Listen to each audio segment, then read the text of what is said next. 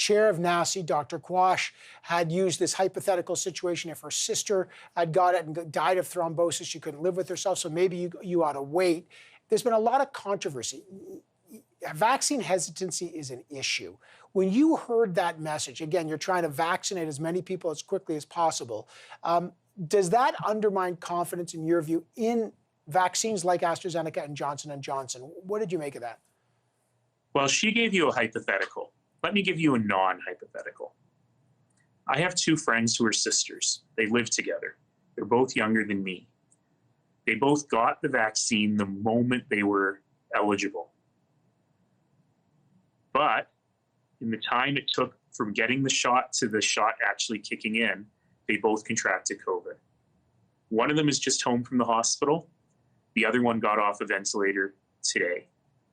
So yeah, if I can have a million, as I saw on someone write on Twitter, if I can have $1,100,000, that's better than $1 million. But if I can have $1 million today, I'm going to take the $1 million today.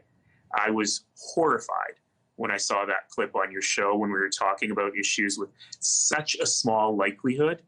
And listen, yeah, I'd feel real bad if my sister got thrombosis. You know what made me feel worse? If my sister got COVID. And the odds of getting COVID and becoming ill from COVID are so much higher than the odds of any illness from vaccine. And I think that's what people need to know. So, you know, it's a bit, in Alberta, it's a bit besides the point because we're kind of out of AstraZeneca now, but I sure hope that it doesn't lead to people not wanting to get their second dose when it's available. And ultimately, as every single doctor has said, until that show yesterday or the day before, the best vaccine is the one that's in your arm. Yeah, interesting. Again, Dr. Quash said, if you're in a hot zone, take it. But if you're not in a hot zone, make your own decision. But I don't know if the nuances of that message. Well, let's be clear. With very few exceptions, all of Canada is a hot zone. Our national average is much higher than what's happening in India. And yes, I know India is overwhelmed in testing and they're underreporting. But the numbers in Calgary are 3 times the numbers in India. And no part of the country, except some small bubbles in the north and in the Atlantic, are not hot zones as far as I'm concerned. Yeah. Well, and Nova Scotia's in the Atlantic bubble, and look at how quickly things turned there.